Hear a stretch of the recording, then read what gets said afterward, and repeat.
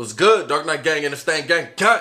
Yeah, bro. Y'all lucky I love y'all. Y'all lucky I fucking love y'all. Why is this video 28 minutes long? I want to know what's going to happen, but I didn't know he was going to make this shit 28 minutes. Anyway, I'm ready to hop into it. Ups and downs from Royal Rumble. Everybody said it was lit. Bro, I'm glad you guys didn't tell me who won. Actually, a few people did. I just didn't read the comments. It said, like, scroll down if you want to see who won. I was like, you bitch. I'm ready to hop into this. I know videos are going up kind of late. That's because I literally just got back from the studio like 30 minutes ago. I just finished a masterpiece. I'm actually going to show you a little bit. Listen to this song real quick.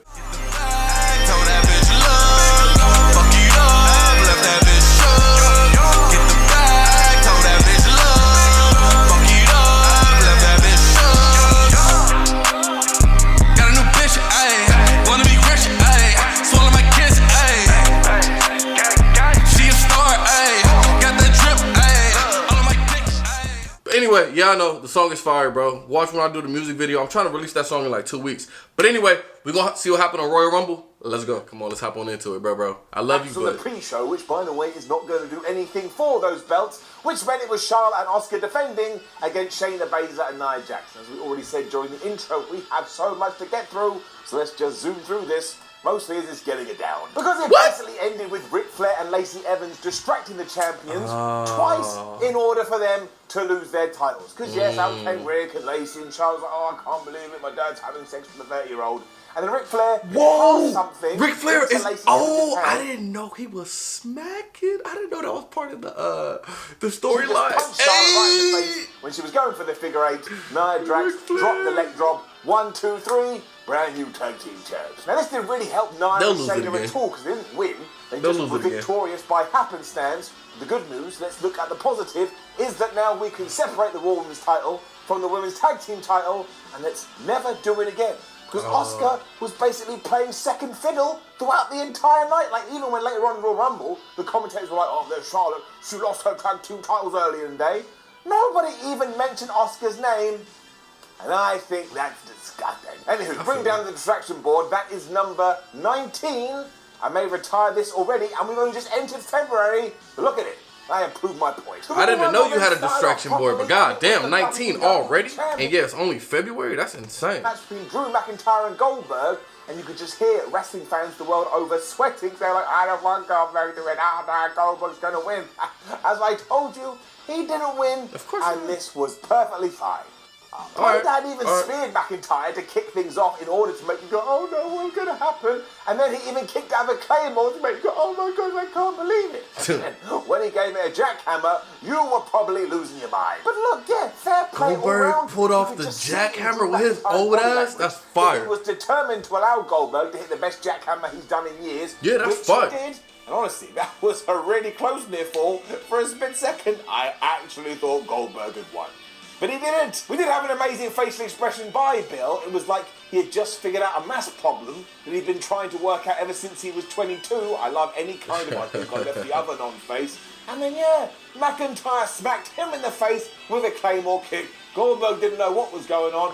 1, 2, 3. Drew should now come out and Raw and go, look at my resume. Brock Lesnar, Bill Goldberg. I'm the man. Yeah. Just push. Look at me pushing. Push Drew McIntyre as close to the moon as we possibly can. So that's what I was saying. I was like, when Drew McIntyre beats Goldberg, that solidifies Drew McIntyre as like a fucking beast. He endorsed him afterwards by raising a hand and saying, oh, you've proven to me, brother, you're a really, really good pro wrestler. Who cares? This was fine. Drew McIntyre is like top of the top. He beat Brock, he beat Goldberg. It's kind of like not unstoppable, but like, he the man.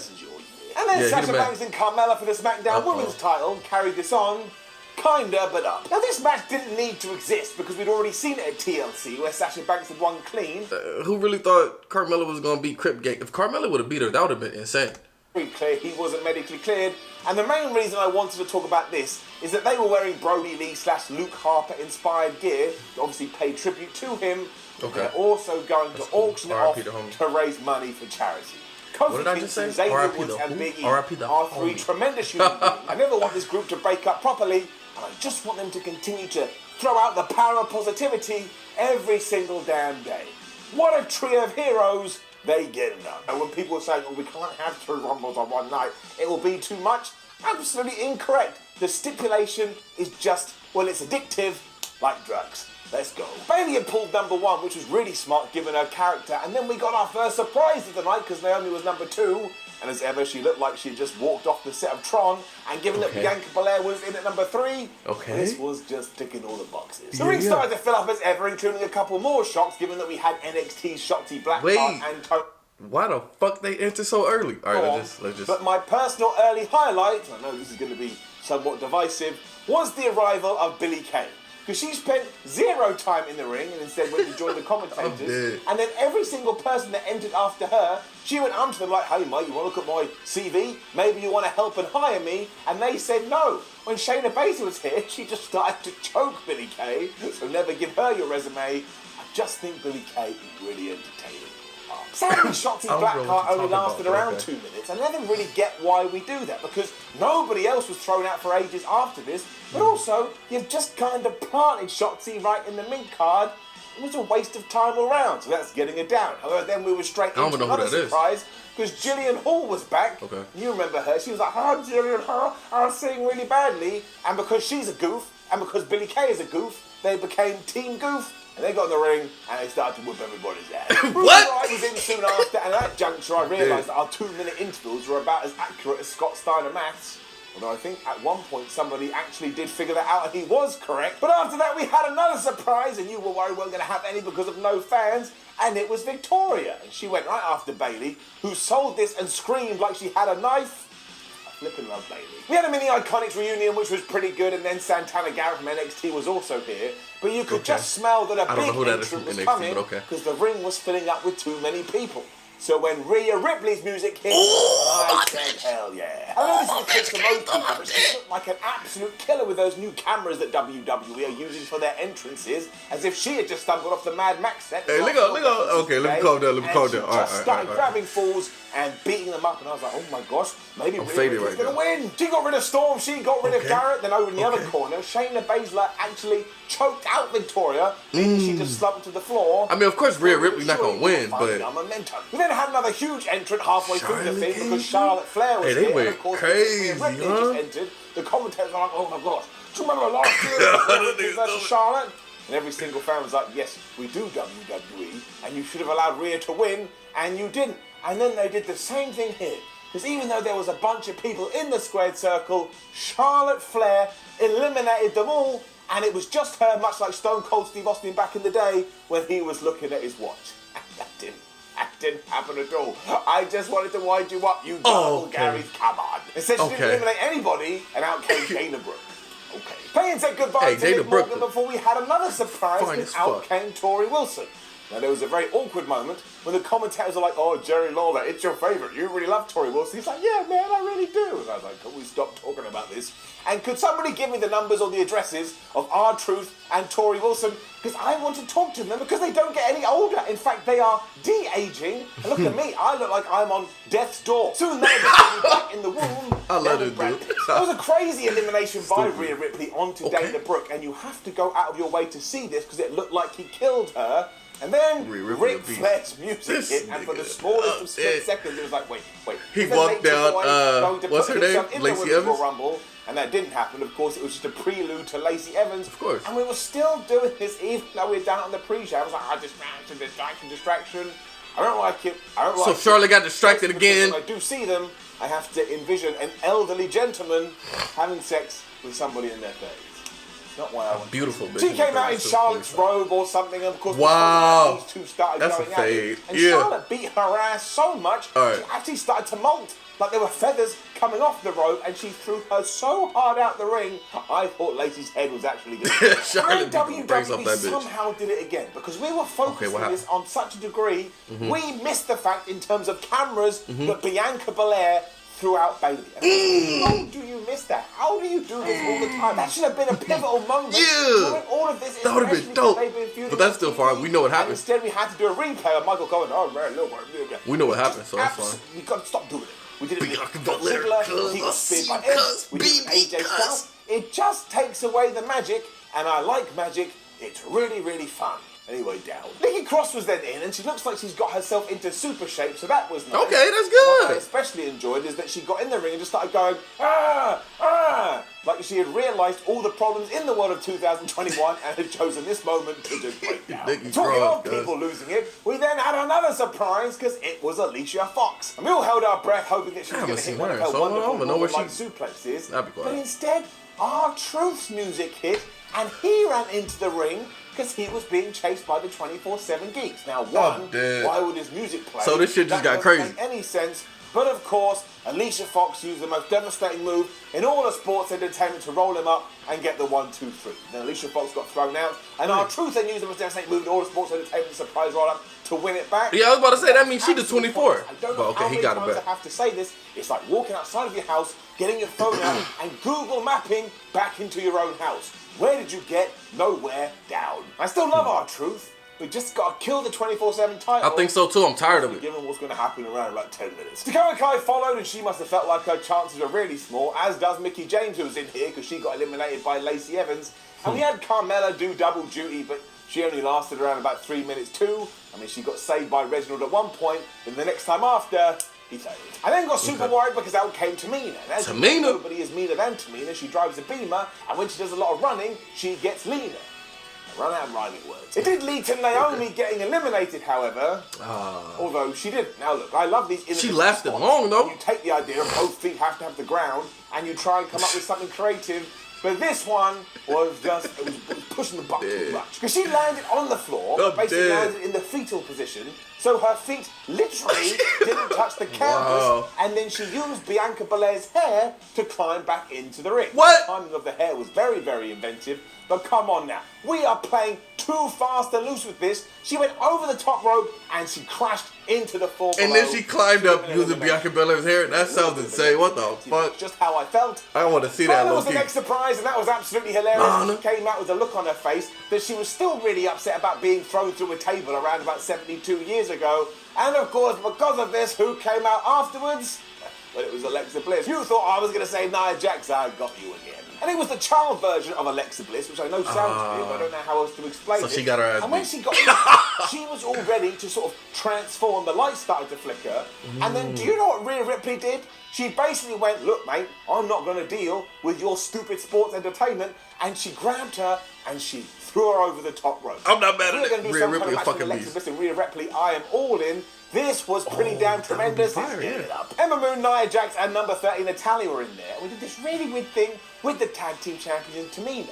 Nia Jax were like, oh, I can't tag Tamina because she's my family. And then Shayna and Nia teamed up anyway and got rid of her. And then Nia Jax turned on Shayna and threw her out. I was like, okay, you need to do it, even though she clearly did. I just don't understand the direction with these two. And it, of course, all led to Lana doing the whole pull the top rope trick as Nia went running at her, meaning she did go tumbling over the top. And Lana got her revenge. And look, let's take it like this. Has it been a little bit of a weird storyline? Yes. But we got our payoff, we can have it up. Nia Jax and Shayna then just returned to the ring to beat everybody up, and I always enjoy even though they were out, but okay. They're not even in the official match anymore. Yeah, I was about to say. Like, well, there's no DQ, you can do whatever the hell you want. And then Lana looked like a goof, because she was like, oh, Natty, let's team up. And then Natty turned on her and threw her out, but it did bring us down to the final four. Because it was Bianca Belair, Natalya, obviously, Charlotte Flair, and Rhea Ripley. And after Belair got rid of...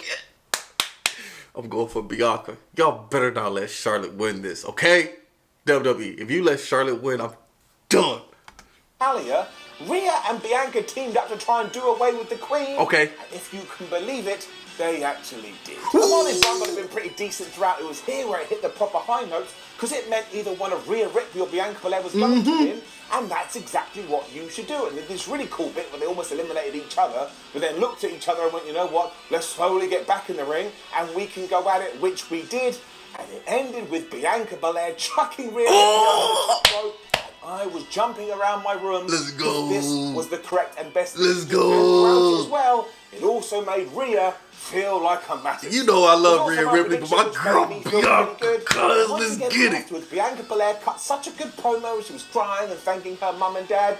This felt legit, and of course, overall, is getting. Alright, guys. Overall, it wasn't the best. But given where we ended the EST, I was all right. I'm dead. I was surprised, because after this, we had the WWE Universal Last Man Standing match between Roman Reigns and Kevin Owens, and these two are just fabulous professional wrestlers. Because honestly, what didn't they do here? They were beating the absolute crap out of each other. But the best part is when they kind of took a page out of All Elite Wrestling's book. because Kevin Owens was stumbling in the backstage area at one point when Roman Reigns got in a golf cart and just ran him over. So AEW did that first? This wasn't just a clip on the side. Kevin Owens went smashing through the windscreen, and I thought he may be dead. Reigns threw Owens off a balcony around the LED boards at one point, but my word, did KO have a retort to that? Because he went and found a forklift, and if you're an old fan like me, thoughts started flooding through your brain of The Rock and Mankind or Judy Bagwell, but he didn't want to do any of that. Instead, he created a makeshift platform of his own, and he did a senton bomb off of it through Roman Reigns, and they both went slamming into the concrete.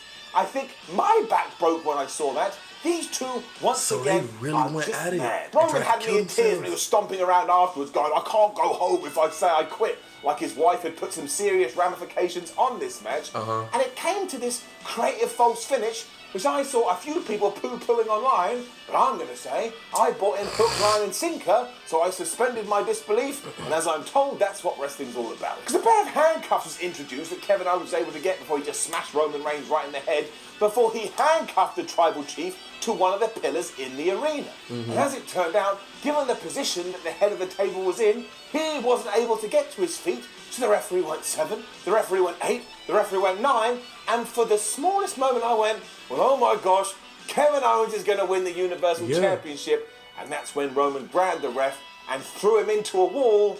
Down he went, and he didn't lose. So it really did for better or worse. To rattle that cracker, Paul Heyman came out and he released Roman Reigns from the handcuffs. Although, yes, this took about 167 years, which kind of dampened things, but whatever. It led to Roman locking in the guillotine choke. Kevin Owens passed out. He couldn't answer the 10, so still your Universal Champion is Roman Reigns. I really enjoyed this. I thought it was really good. Yeah, I'm not mad at it. That shit sound fire. I'm not mad at it. Watch these two go at it for like the entire year. Yeah, I'm not mad at it, bro. I get bored eventually, but that's how it left me feeling. Which did bring us to the men's Royal Rumble, and I know that it was a little bit disappointing that beforehand, like yesterday or 2 days ago, WWE had told us who entrants number 1 and 2 were going to be, but given how this went, maybe it wasn't. Because, of course, it was Edge and Randy Orton. And Michael Cole stole the show here when they were fighting on the outside after going through the middle rope. And he said, oh, they're fighting for their lives. And I was like, that's it, Michael Cole. You have nailed it. That's what we should do one year. If you do get eliminated from the Royal Rumble, you die. So you are actually fighting for your life. I bet you there would be less shenanigans then. Sami Zayn was in at number 3 and acted like this was all part of the conspiracy. And when Mustafa Ali was in at number 4 and all of the bad guys teamed up to beat up Edge, there was a terrific moment when Randy just looked at Ali and gave him a little bit of a smirk. And that gave Mustafa, the leader of Retribution, so much more credibility than we have done in months. We should do that kind of stuff more. I mean, it didn't work out long term because, of course, within seconds, Randy Orton was dissing out RKOs everywhere. That 1 split second, very good. There was also a story brewing here, though, because after Shinsuke Nakamura and Jeff Hardy had entered, Edge and Randy Orton were back to fighting on the outside. And not only the Rated R Superstar gave him a DDT through a table, but he destroyed him with a chair to the point that Randy Orton was injured and had to leave the arena. He was out of the match. Of course he was. And you knew what was going to happen, but I like this all the same. Zooming forward though, the best bit about the early going was the fact that in at surprise number 8 was Carlio. Now I don't know about you, but I love Carlio. He got the stupidest character ever. He's like, man, I'm cool, you're not. Sami Zayn, so I'm not mad at it. I'm spinning it in your face. He's also clearly been in the gym, but I reacted exactly like I was meant to by getting up to my feet and going, yeah! So it's getting it up. Xavier Woods and Big E then joined the fray to eliminate Sami Zayn, and he's not going to enjoy that. And then we hit the wall, also known as narrative madness. For starters, Ali tossed Xavier Woods to carry on that storyline, but then Big E got revenge for the New Day when he tossed Mustafa Ali, and that was all good. And we also saw Ricochet get in there. Edge made a point of going up to him and doing a little back and forth, and in fact, Edge did that with a bunch of young guys throughout all of this, which I loved. But whose name just came out of my mouth? Ricochet. Let me just use my imaginary phone here and check the Royal Rumble Gatekeeper hotline, also called giving a call to AJ Styles. That's right, AJ Styles beat him in Raw, meaning Ricochet wasn't allowed to be in the Royal Rumble. So why the flip was Ricochet in the Royal Rumble? Oh yeah, they did fight to see who was going to make it, remember? And AJ Styles won it, so that's why he got in. And it just devastated me. Equally, I wanted Carlio to win. Damian Priest was in at number 14 after... Damian Priest? What you doing, guys? I was like, Damian Priest, I will now love you for life. You got my revenge. And then we just had this crazy moment between John Morrison, The Miz, and none other, as I mentioned, the Bunny. Because when The Miz did arrive, he was so mad that the musical artist had turned him down, he wrecked his turntable. Now, Bunny didn't like that at all, so he walked out here for the Royal Rumble, and because he distracted The Miz and John Morrison, Damian Priest was able to throw them both out. But we weren't done, because the Bunny then climbed to the top rope and he dove on these two. And I just want to say, fair play to you, Buddy. No one actually thought you were going to get involved. I thought that was very entertaining. That's Kane's fire, also another surprise, and I'm never going to get that because he is one of my all-time favourites. Although he is meant to be the mayor of Knox County now, so why isn't he doing his job? And while I didn't mind that he threw out Dolph Ziggler, because look, Dolph Ziggler also gets thrown out, he did get rid of Ricochet. And I really think in 2021, we shouldn't be having the likes of the Big Red Machine thrown out the likes of Ricochet, even though, yes, Ricochet should have been in the thing. Still down. Kane and Daniel Bryan, who had also got in there, then did their hug spot before Kane turned on Daniel Bryan and gave him a choke slam. But do you know who finally got rid of The Undertaker's brother? It was Damian Priest. Okay. And I felt that was like restoring balance to the Force, because that's exactly what you should be doing with someone like Damian Priest. So that's getting it up. Owens was soon in, and he only lasted a minute, and that boggled my mind. He was eliminated by Baron Corbin, which does make sense, because the more heat you can put on Baron, the better. But yeah, don't we not understand what we have with Otis? He's so likeable, he's so funny with his... Everybody loves Otis, yeah. However, once more, it was planting the seeds for something that was much more satisfying, and this is going to get an up. Okay, what happened? Dominic Mysterio is out here. He's been feuding with Baron Corbin. He threw that nigga over? Got rid of the King, none other than the offspring of Rey Mysterio. I'm not mad at it. And that was awesome, especially... Did he beat his ass, though? Or did he trick him? He looked like he smiled. This was a very topsy-turvy Royal Rumble. I think that's meant to be the point. Bobby Lashley came flying in after that, and surely one day he is just going to have every single championship belt, because he is being pushed so hard. Yeah. And when I say Milk Dud is a beast, threw out Dominic Mysterio, I mean he threw out Dominic Mysterio. If you go look out your window right now, you'll probably see him just go. He also took out Damian Priest, which I thought was a little bit. He took out Damian Priest too. Get this awesome sequence between him and Big E, and now I kind of want to see Big E and Bobby Lashley in a match. Milk Dud will kill off Big E. I think the reason I was finding this mostly is that it actually took 4 people to get rid of Bobby Lashley. Yeah, Milk Dud is no joke. But do you know who one of them was?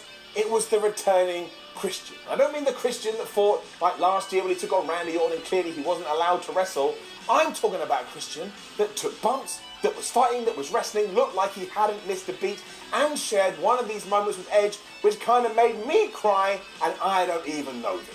It is an easy up. You need to go and watch it. I think he's back. Before all that too, Hurricane also made a surprise return, and he did his Triple H Austin spot from 2002 with Big E and Bobby Lashley, and I enjoyed that muchly. And of course, the gatekeeper AJ Styles was out. Honestly, he's now the best thing about the Royal Rumble, and it wasn't even meant to be. He was also tangling with Edge, which is something where you're like, man, I desperately want to see that match eventually. And when Rey Mysterio came out, well, again, it's something you need to go and observe. Because he and WWE now have some kind of advertising promotional deal with a beer company, but it meant that Ray came out, pointed at his mask, like, look at the beer, and Michael Cole, as he's also trying to commentate on the Royal Rumble, was like, oh, beer, I think we all need a beer, let's go have a beer.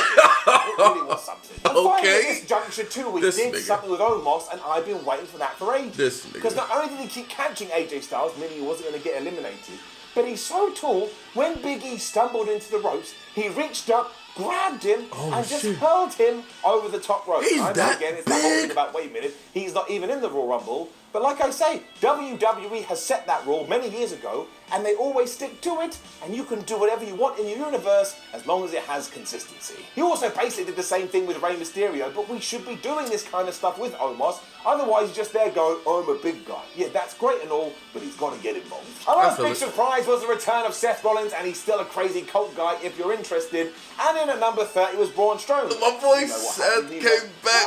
I'm lit. He came down to the ring, and he got in the ring, and he went, and he beat everybody up. He also threw out Cesaro, Sheamus, and AJ Styles. Damn. That kind of shocked me a little bit. And then we had this amazing, like, grappling, wrestling, submission sequence between Matt Riddle and Daniel Bryan. And once again, it made me go, well, we've got to have that match for real. It looked amazing. And then Riddle, that idiot, jumped over the top rope. That's right, he jumped over the top rope. And even though he did so trying to eliminate Rollins, instead Seth gave him a curb stop onto the apron, and he fell out of the ring. Okay. What a jabroni. Seth called him a jabroni. I'm dead. Braun Strowman. Okay, and Braun Strowman grabbed him and just tucked him to hell. And you had another great moment when Edge and Christian tried to stop the Monster Among Men. But again, it's Braun Strowman. He went, rah! And he honestly almost murdered him. It led to another great moment though, because Edge and Christian then got back to their feet and they were going to eliminate Braun. And Seth got to his feet, basically ran into all of them. And you know who went tumbling out? That's right, Strowman, but as well as Christian, which meant now in the ring was Edge and Seth Rollins. And Seth almost did the same to Edge here before he reversed it and threw him out of the ring. And although you had this slight moment, you're like, oh my gosh, he's won. You then remembered Randy Orton, and Randy Orton appeared from nowhere. He hit Edge with an RKO. He went to throw Edge out. Edge reversed that 1-2, and he eliminated Randy Orton, meaning the winner of the 2021 Royal Rumble is Edge 1 year after he returned, when everybody said that was never going to happen. I don't know about you, but let's get it up. For starters, he now joins a very select group who have entered in at number 1 and won the thing that this is the kind of story and this is the kind of narrative that WWE has needed for ages. Because what did Edge say on Raw? He said, my title was stolen away from me in 2011, as was my career, and now I'm going to go back to WrestleMania and claim back what was rightfully mine. You bet your ass you will. And also, that means we're either going to do Edge versus Roman or Edge versus Drew. Put your hands up if you have a problem with that. Hands go down. I know he's 47 years old, but who gives a damn? Bro, that was fire. That was fire. Edge won. So yeah, it's either going to be Edge versus Roman Reigns or Edge versus Drew McIntyre. That's going to be fire either way. Whatever match, you feel me? Fire. Royal Rumble was... Hey, listen. I don't want to say fire too many times, but that shit was fire. I don't care. The women's... Bianca Belair got the dub, nigga. I'm hyped. I'm fucking hyped. I'm about to go follow her on Instagram and be like, congratulations. Let me know your thoughts down in the comments, man. Hey, I'm hyped. I can't wait to do the top 10 Raw moments and even to just watch the highlights. Why my mouth so watery? Pause. See y'all next time. Peace.